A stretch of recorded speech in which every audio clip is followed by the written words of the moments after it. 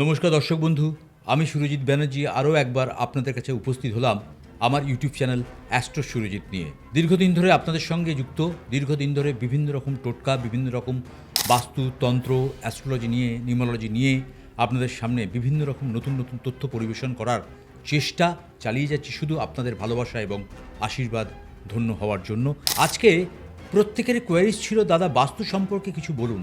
খুব সামান্য সামান্য জিনিস যেগুলো আমরা বাস্তুশাস্ত্রে ভুল করি এবং তার জন্যে আমাদের সাফারার হতে হয়। তো সেই বাস্তুশাস্ত্রকে সামান্য সামান্য কিছু জিনিস আমরা যদি ঠিকঠাক করতে পারি বা ঠিক জায়গায় পার্টিকুলার লোকেশান অনুযায়ী আমরা যদি সেটাকে স্থাপন করতে পারি বা তৈরি করতে পারি, হয়তো আমাদের জীবনের অনেক সমস্যা সমাধান হয়ে যেতে পারে। তার ছোট্ট প্রয়াস আপনাদের সামনে তুলে ধরার চেষ্টা আমি করতে চলেছি। প্রথমেই বলবো, বাস্তুশাস্ত্র হচ্ছে স্থাপত্য বিজ্ঞান। ক্ষিতি, অপ, তেজ, মরুদ, বোম, পাঁচটা যে এলিমেন্ট, সেই পাঁচটা এলিমেন্ট নিয়ে কিন্তু এই বাস্তুশাস্ত্রও কিন্তু তৈরি। সুতরাং এটাকে ব্যালেন্স করা খুব দরকার। প্রথমে প্রবেশদ্বারের রং সম্পর্কে একটুখানি আপনাদের সঙ্গে আলোচনা করে দিই।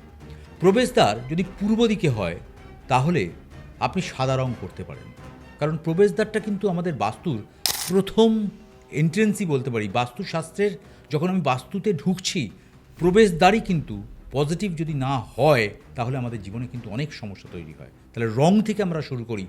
বাস্তুশাস্ত্রে প্রবেশদ্বার যদি পূর্ব দিকে হয় আপনি সাদা রং করতে পারেন, যদি পশ্চিম দিকে হয় হালকা লাল আপনি করতে পারেন, যদি উত্তর দিকে হয় হালকা সবুজ।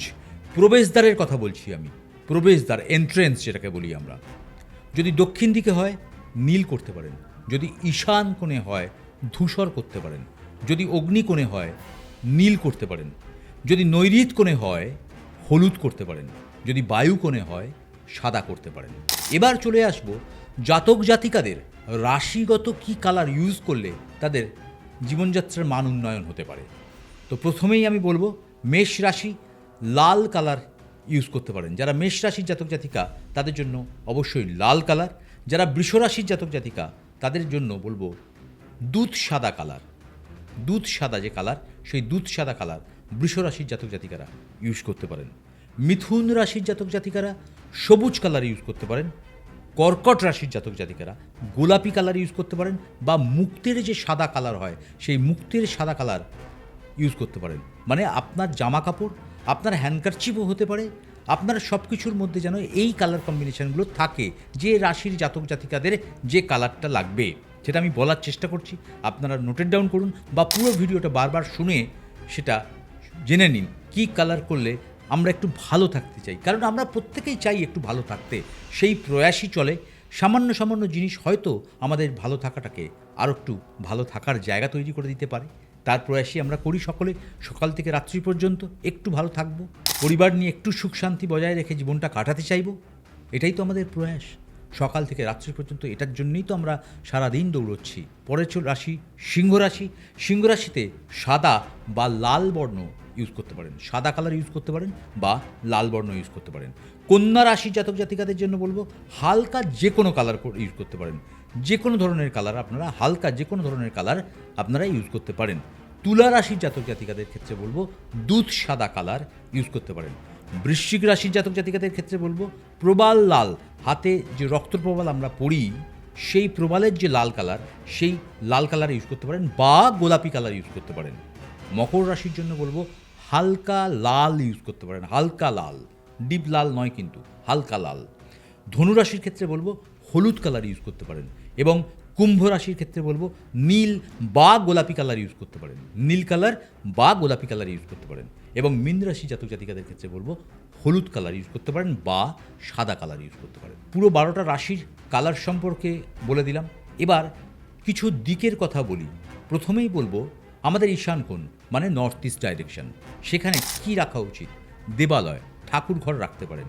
অগ্নিকোণ সাউথ ইস্ট, দক্ষিণ পূর্ব দিকের যে কোণ, রান্নাঘর বা ইলেকট্রিক্যাল কোনো জিনিসপত্র, ইলেকট্রনিক্স এই ধরনের জিনিসপত্র আপনি রাখতে পারেন। ভোজন কক্ষ, খাবেন কোথায়, কোন জায়গায়? পশ্চিমের জায়গাটা সবথেকে মাহাত্ম্যপূর্ণ একটা জায়গা, পশ্চিম দিক। পড়ার ঘর পশ্চিম দিকে হতে পারে বা পূর্ব দিকেও আপনি করতে পারেন। নৈঋত কোণে আপনি আপনার জুতো রাখার র্যাক রাখতে পারেন। নৈঋত্যকোণ মানে কোনটা হচ্ছে, নৈঋত্যকোণ মানে সাউথ ওয়েস্টের কর্নার যেটাকে বলছি নৈঋত্যকোণ, দক্ষিণ পশ্চিম দিক যে জায়গাটা নৈঋত্যকোণের ওই জায়গাতে আপনি জুতো রাখার র্যাক রাখতে পারেন।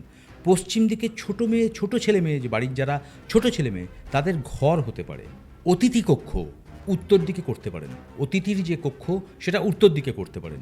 গ্যারেজ ঘর খুবই একটা আজকের যুগে ভাইটাল জিনিস, দক্ষিণ পূর্ব দিকে আপনি গ্যারেজ ঘর করতে পারেন।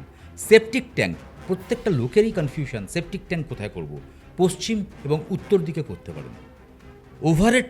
ওভারের ট্যাঙ্কটাও কিন্তু অনেকের কনফিউশন থাকে, দক্ষিণ পশ্চিম দিকে করতে পারেন।